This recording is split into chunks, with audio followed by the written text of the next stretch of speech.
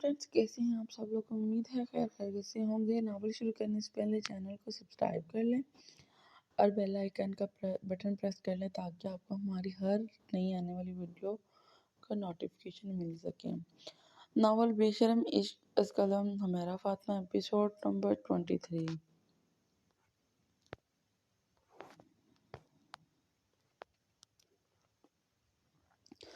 Wow Eshal, you look so pretty. Jiya جو غالباً juice بنا رہی تھی اسے دیکھ کر آنکھوں میں ستائش لیے بولی، ہائے شکریہ، کتنا پیارا بولتی ہو تم، تھوڑی سی میٹھی زبان میر کو بھی سکھا دو نا۔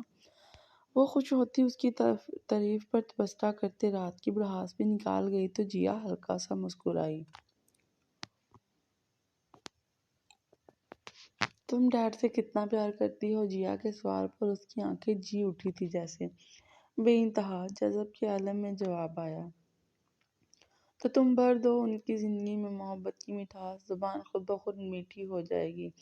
جیا کی بات پر اس نے اس بات میں سر ہلایا، صحیح تو کہہ رہی تھی، تو زندگی کی کرواٹیں اکثر لہجے پر ہی اپنا اثر چھوڑتی ہیں۔ یہ جوس میر بھی پئیں گے؟ 2 گلاس دیکھ اس نے پوچھا، جس پر جیا نے ہاں میں سر ہلایا۔ چونکہ المیر وجدان خان زادہ اور دوسرا سمیر کا تھا۔ میں لے جاؤں روم میں؟ ہاں ہاں لے جاؤ۔ اشال کے پوچھنے پر جیا نے کھلے دل سے گلاس آگے بڑھایا۔ وہ لے کر جانے کے لیے مڑی پھر رک گئے۔ یہ تم روز لے کر جاتی ہو؟ جس پر جیا نے اس بات میں سر ہلایا۔ تو یہ تم ہی لے جاؤ، میں کچھ نیا بناؤں گی۔ بھائی بندہ اپنی اپنی محنت کا کریڈٹ خود ہی لے۔ وہ بات کو ہنسی میں اڑاتے کچن سے نکل گئی۔ دوسری طرف جیا کو شدید شرمندگی ہوئی۔ وجہ یہی تھی کہ بے شک اشال نے کہا نہیں، پر جیا کے چہرے پر آیا ایک عجیب توقف آیا تھا جسے محسوس کر اشال اسے جوس کا گلاس واپس دے گئی تھی۔ وہ ایک لمحے کے لیے یہی سوچ بیٹھی تھی کہ وہ اس کی جگہ لینے کی کوشش کر رہی ہے۔ ابھی اشال میں معصومیت ضرور تھی، پر اتنی بھی بچی نہیں تھی جو چہرے کے تاثرات نہ پڑھ سکے۔ جبکہ سمیر نے اسے سمجھایا تھا کہ وہ لڑکی کسی کی جگہ نہیں لے گی بلکہ اپنا ایک الگ مقام خود بنائے گی۔ اپنی انسیکیورٹیز پر اسے خود ہی غصہ آیا تھا۔ کیا تھا جیا؟ ایک جوس کا گلاس ہی تو تھا۔ جب وہ کھلے دل سے واپس کر سکتی ہے تو کیوں نہیں دے سکتی تھی؟ ماں ہوتی تو یہ کام ان کے ہوتے، پھر اس سب پر تو اشال کا حق ہے۔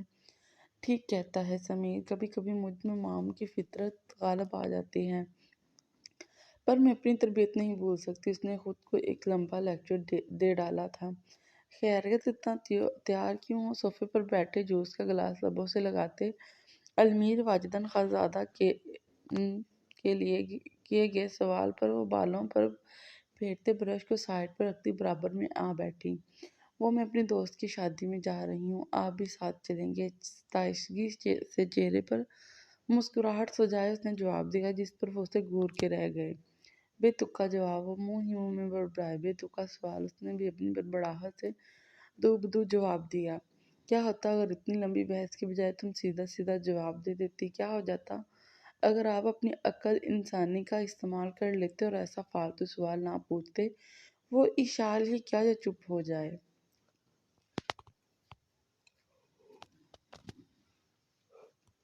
میں نے ایک نارمل سوال پوچھا تھا، وہ دانت پر دانت ایک ایک لفظ پیس کر بولے تھے۔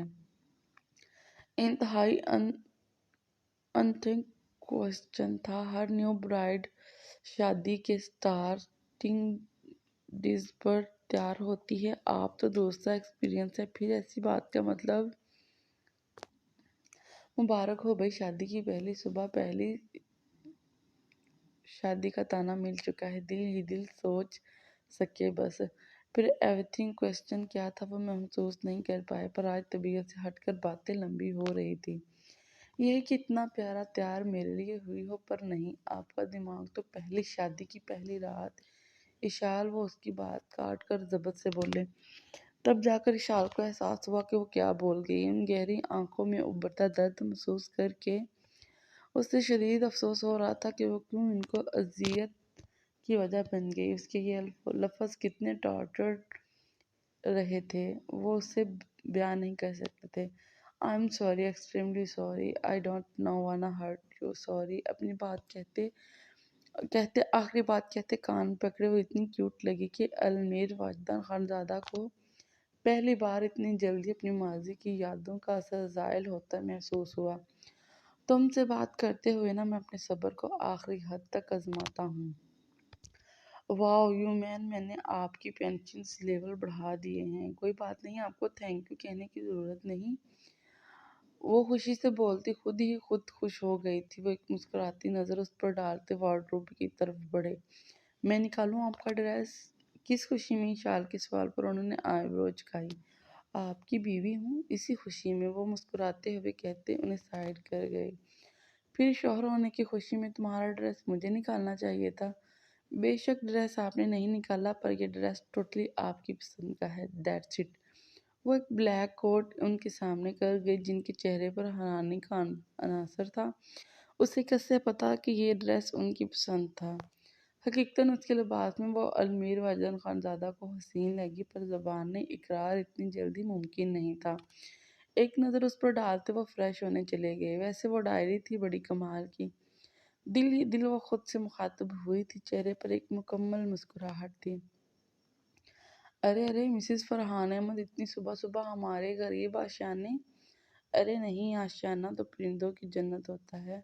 आप सुबह सुबह इस घुटन ज़्यादा माहौल में सांस लेने आई? खैरियत? जो आग उसने लगाई थी अब उसकी चिंगारी तोड़नी थी। वो जानता था उसका कार्ड के बाद शाइना जल्द से जल्द पाकिस्तान आएगी, और वो यही चाहता था। समीर का उनको घर में देखना बिल्कुल शॉकिंग नहीं था। जब भी ड्राइंग रूम में आते साथ ही तंज का तीर फेंका, क्योंकि उसने मुलाजमा से कह दिया कि अगर वो आए तो पहली खबर उसे ही दी जाए। ये क्या बकवास चीज़ भेजी थी तुमने? वो गुस्से से चीखी। पहली बात, आवाज़ आस्ता रखें, ये शरीफों का घर है। उसकी पहली बात नहीं, मुकाबल के कान तक सुर्ख कर दिए थे। और हाँ, किस बारे में बात कर रही हैं आप? मैं समझा नहीं। अब कि वो मासूमियत के सारे रिकॉर्ड तोड़ चुका था।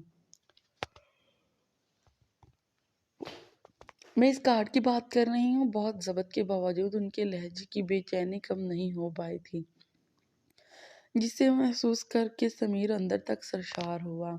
जब आपने कह दिया बकवास है तो फिर पूछ क्यों नहीं है? समीर फिलवक़्त सिर्फ उनकी हालत से लुत्फ़ उठा रहा था। तुम्हें क्या लगता है ये सब दिखाकर तुम मुझे परेशान करोगे? तो सुन लो, मैं जानती हूँ ये सब तुम्हारा बनाया हुआ झूठ है। हाँ हाँ, तो क्या आप एक झूठ के चलते यहाँ भागी भागी आई? पर सवाल ये है कि सच भी है तो आप आए क्यों? वापसी का तो कोई रास्ता आपने छोड़ा ही नहीं है, फिर क्यों आई वापस? समीर की आंखों में शफ़क़त के अंदर आई थी कि मुकाबल के लिए ये यकीन करना मुश्किल हुआ कि वो इन्हीं की औलाद है। मुझे अपने लिए कुछ नहीं, मैं खुश हूँ। अच्छा, आप कहती हैं तो मान लेता हूँ, पर न जाने क्यों आपका लहजा आपकी बात का साथ नहीं दे रहा। पर खैर, खुश नहीं भी हैं तो मेरी वजह से। उसकी बात मुकाबल को पल पल गुस्सा दिला रही थी, जिसका अंदाज़ा मुकाबल को बखूबी था। जब भी तो चेहरे से मुस्कुराहट जुदा नहीं हो रही थी। मुझे फ़िक्र है तुम लोगों की, कोई औरत आ गई तो तुम लोगों का क्या? ओ प्लीज़। वो उनकी बात तेज़ी से काट गया। आपको हमारी फ़िक्र है? ये दुनिया का बदतरीन मजाक है। और हाँ, वो बाप है हमारा, मेरा, जो बचपन से हमें संभालता आया है, आगे भी संभाल लेगा। एक और बात आपके इल्म में दे दूंगी, सच है, कल रात ही डैड का निकाह हो चुका है, तो कोई फ़ायदा नहीं इन बेकार की बातों का। रुकिए, आपको मिठाई खिलवाता हूँ। उसने मुलाजमा को कहकर मिठाई मंगवाई, पर वो किंग शक्ल लेकर उसको देख रही थी। झूठ बोल रहे हो तुम, जानती हूँ मैं, वो कभी दूसरी शादी नहीं करेगा। वो गुस्से से कहती समीर को मुस्कुराने पर मजबूर कर गई। जानती ही तो नहीं है आप कुछ। अरे मोहब्बत चीज़ ही ऐसी है, कब हो जाए पता ही नहीं चलता। खैर, एक बात बताएं, अपने पीछे लगी वाल में दरमियान में लगी पिक्चर्स आपने गौर से नहीं देखी? ध्यान दे ज़रा। उसकी बात पर वो मुड़ी, पर तस्वीर पर नज़र पड़ते पूरा घर घूमता महसूस हुआ। वो पोर्ट्रेट किसी और का बेहतरीन कलाकारी का सबूत है, जिसमें दोनों के निकाह की तस्वीर दस्तखत करते वक्त दी गई थी, और बड़े फ्रेम में जिस तरह से पोर्ट्रेट किया गया था, वो देखने वाले की पूरी तवज्जो अपनी जानब खींच लेता।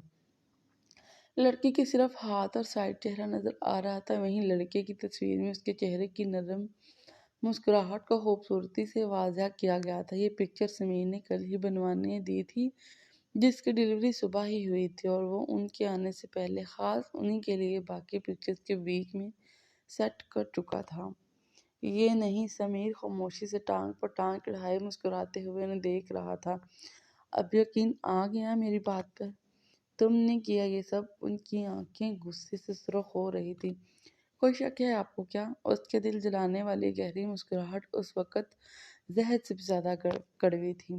مام آپ؟ جیا کی آواز پر دونوں کی نظروں کی سمیت دروازے کی طرف ہوئی، جہاں وہ پریشانی سے کھڑی انہیں دیکھ رہی تھی۔